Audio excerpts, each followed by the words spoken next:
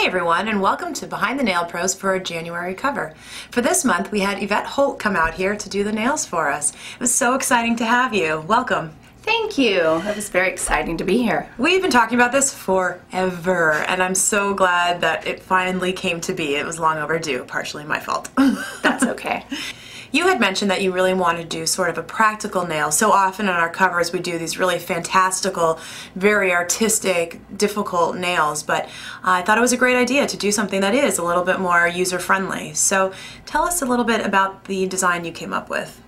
Well, we decided to go with a winter theme, so I went with creams and light blues and just a little bit of design on there to make it real simple but yet elegant. So how did you begin? The model had very short nails, so we wanted to extend them a little bit. And how did you start?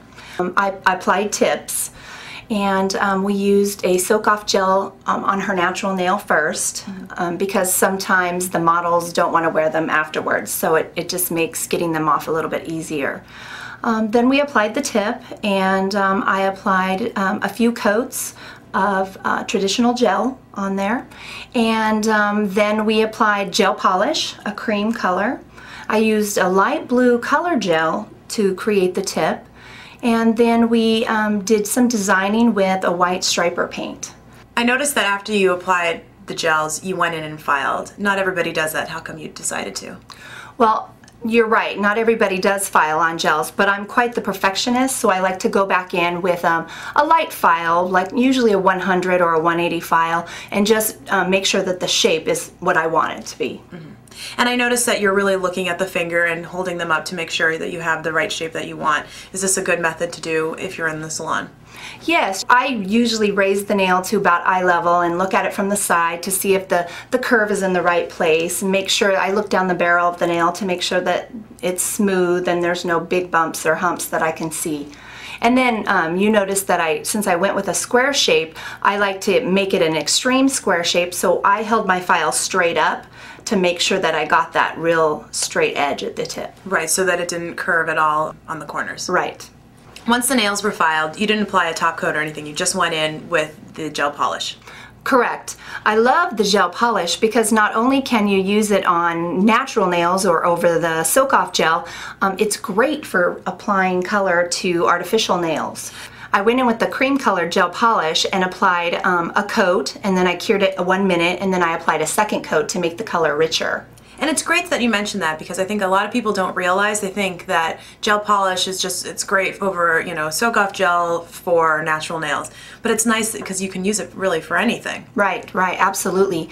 It makes even doing Frenches, pink and white nails, so simple because you can just use the white brush on soak-off gel to put on the tips, and you don't have to hassle with any building. For the blue, you didn't use a gel polish, you used just a regular color gel. Correct. I used just a regular color gel, and I applied a thin coat of the blue on the tip, and then because I had the gel polish on the bottom, I was able to kind of swipe across it to create that sort of angular design of the light blue. Now if you made a mistake, say, with the blue and the line wasn't exactly how you wanted, could you go in and fix it like you would sometimes with polish?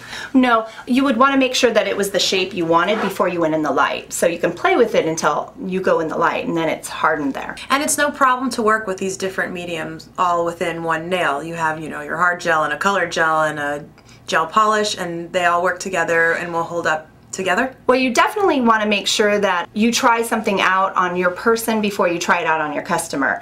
Generally, the rule is if it's the same manufacturer, you can usually get away with crossing over their products. Once the blue gel was cured, then what did you do next? I went ahead and applied a thin layer of the top gel, and I used the soak-off top gel, again, just so it was a little bit easier for the model to remove that if she chose. And to get the little wisps, you just used a regular striper brush. Yes, it's a nail lacquer, and it just has a long brush in it, so it's easy to do designs with it. And what kind of tips can you give people out there who want to try a design like this but have never done it before?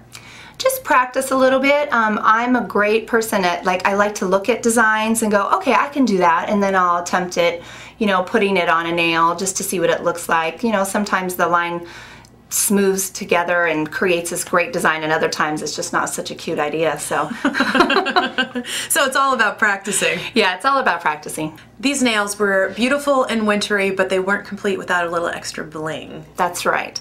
I applied just these little round silver balls to the ring finger and the thumb just to give it a little bit more of an accent. And a lot of my clients really appreciate that, just a little hint of something rather than having every nail covered with accessories. So how did you attach the little balls to the nail? So what I did is, once the nail lacquer was dry, which it doesn't take very long when you put just a small amount on there, I applied a second coat of top gel, real thin, and I just laid the balls inside the wet top gel and then had her go into the gel light, and so it hardened around those. And those will stay for, if you were doing this on a client, it'll stay like that for a week?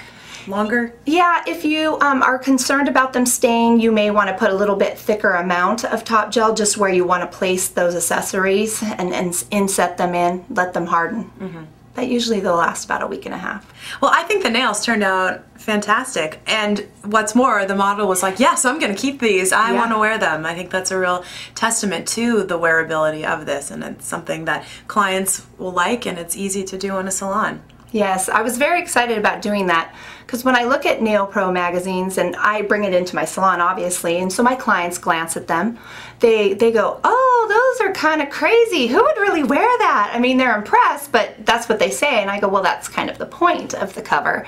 And so I thought it would be really fun to be able to do something that maybe your client would go, oh, those nails, I like those. Yep, definitely, and I think that you've certainly achieve that, and I think it'll be great.